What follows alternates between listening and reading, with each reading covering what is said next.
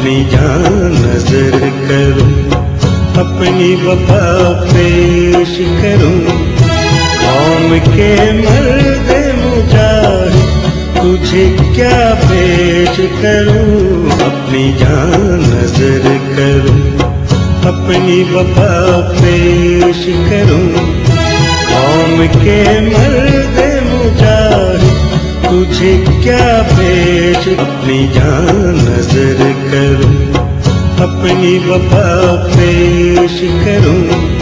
6 ستمبر 1965 ہماری عسکری تاریخ کا انتہائی اہم ترین دن ہے۔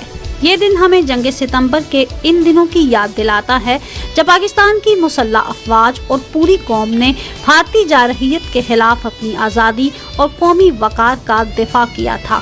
اس دن بہادر پاکستانی شہریوں نے اپنی مسلح افواج کے ساتھ یکجہتی کا بے مثال مظاہرہ کیا۔ یہ جنگ پاکستانی اور مسلح افواج کی وہ مشترکہ جدوجہد تھی جو آنے والی نسلوں کے لیے مشعل راہ کا کام کرتی رہے گی۔ 6 ستمبر 1965 کی صبح بھارت اچانک پاکستان پر حملہ آور ہوا۔ اس کا ارادہ تھا کہ وہ صبح کا ناشتہ لاہور کے جم خانہ میں کرے گا۔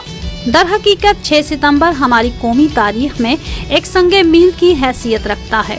6 ستمبر کی یاد مناتے ہوئے جب ہمارا ذہن اس تاریخی مارکہ کی ورق گردانی کرنے لگتا ہے تو ہم دیکھتے ہیں کہ کس طرح ہمارے بزدل، مکار اور عیار دشمن نے اپنی روایتی بزدلی کا مظاہرہ کرتے ہوئے رات کی تاریکی میں ہمارے وطن عزیز پر حملہ کر دیا تھا۔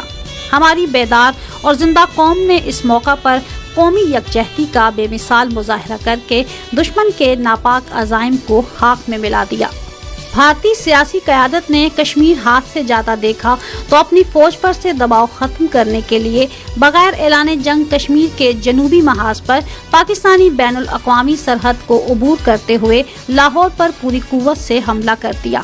بھارتی منصوبے میں صبح کا ناشتہ لاہور میں آ کر کرنا اور جم خانہ کلب میں شراب پینا شامل تھا۔ جب حملہ ہوا تو پاکستانی فوج اور رینجرز نے پوری ہمت اور جمع مردی کے ساتھ دشمن کا مقابلہ شروع کر دیا۔ فوجی جوانوں اور افسروں نے اپنی جانیں قربان کر کے دشمن کے قدم ہی روک دیے۔ جوہال جی ٹی روڈ کی طرف مارچ کرتے ہوئے باٹا پور کے سامنے ہندوستانی 15 ڈویژن کا ہوا وہ تاریخ کا حصہ ہے۔ پاکستان ایئر فورس نے فوری طور پر ایکشن کرتے ہوئے دشمن کی گاڑیوں اور سپاہ پر حملہ کیا تو وہ جی ٹی روڈ پر اپنی لاشیں اور اسٹارٹ گاڑیاں چھوڑ کر بھاگ گئے۔ ہر طرف تباہ شدہ گاڑیاں اور اسکریپ نظر آ رہا تھا۔ پاک فضائیہ نے اتنا شدید حملہ کیا کہ ان کو سڑک چھوڑ کر کسی پناہ تک پہنچنے کا راستہ نہیں مل رہا تھا۔ اسی دوران پاکستانی فوج نے خود کو سنبھال کر اتنی برق رفتاری سے جوابی حملہ کیا کہ بھارتی فوج کے اوسان خطا ہو گئے۔ لاہور کے مارکے میں ہی برقی کے اہم مقام پر ہندوستانی فوج نے سخت دباؤ ڈال کر وہاں سے نہر پار کرنے کی کوشش کی، لیکن میجر عزیز بھٹی شہید نشان حیدر کی کمپنی نے انہیں بارود کے شعلوں میں گھیر لیا۔ میجر عزیز بھٹی دم لیے بغیر لڑتے رہے، حتیٰ کہ ٹینک کا ایک گولہ لگنے سے شہید ہو گئے۔ بھارتی 11 کور کا منصوبہ یہ تھا کہ 15 ڈویژن امرتسر، واہگہ، لاہور محور پر براستہ جی ٹی روڈ حملہ کر کے شام تک لاہور پر مکمل طور پر قابض ہو جائیں گے۔ 7 ڈویژن کھورالا برقی روڈ پر چلتے ہوئے لاہور پہنچے گا۔ اسی طرح 4 ماؤنٹین ڈویژن بھی کھیم کرن قصور روڈ پر ایڈوانس کرتے ہوئے لاہور پہنچے گا۔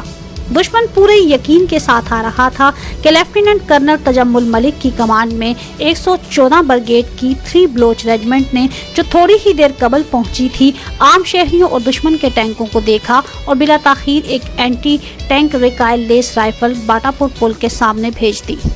ایک بیل گاڑی جو چارے سے لدی ہوئی آ رہی تھی کہ جانوروں کو کھول کر اس کے پیچھے گن لگا دی اور جو ہی انڈین شرمن ٹینک پل پر پہنچا تو فائر کر کے اسے آگ کے شعلوں کی نظر کر دیا۔ اس سے راستہ بھی بند ہو گیا اور پل بھی جنگ کے آخر تک بچا رہا۔ اسی طرح بھارتی فوج نے قصور پر حملہ کیا تو پاک فوج کے جوانوں نے جوانمردی سے لڑتے ہوئے دشمن کی کمر توڑ دی۔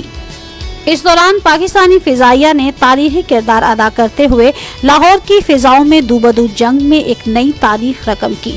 पाकिस्तानी जहाज 6 सितंबर की सुबह मामूल की देखभाल के लिए कसूर लाहौर की फिजाओं में महवर थे कि सुबह 4:05 पर इनकी नजर भारतीय फौज के एडवांस पर पड़ी, जो एक समंदर की तरफ बढ़ता हुआ नजर आ रहा था। उन्होंने लाहौर और सरगोदा को भी आगाह किया और दुश्मन के टैंकों और फौज पर अल्लाह का अजाब बनकर टूट पड़े।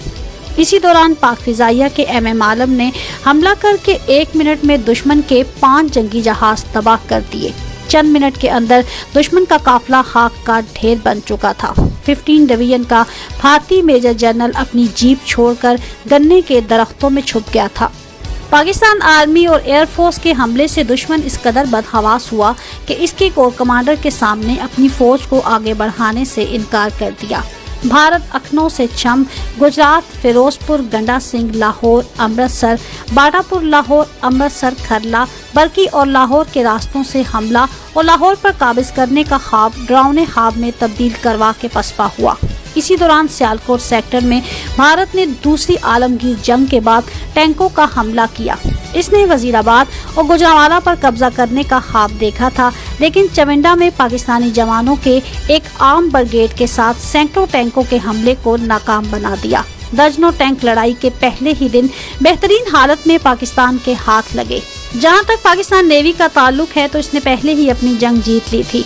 पाकिस्तानी इकलौती आबदोज गाजी ने बम्बई की बंदरगाह के पानियों में ऐसा खौफ पैदा कर दिया कि भारतीय बहरिया आबदोज के खौफ से पूरे जंगी अरसे में अपनी पनाहगाह से बाहर न निकली, क्योंकि पहले ही हमले ने इसकी मवासलाती ऑपरेशनल सलाहियत खत्म कर दी थी। जंग सितंबर के तनाजुर में हम मसला कश्मीर के हल की अहमियत को नजरअंदाज नहीं कर सकते। पाकिस्तान और भारत के दरमियान ताल्लुकात में बिगाड़ और इलाके में मुसलसल कशीदगी का वाहिद सबब तनाज़ कश्मीर है।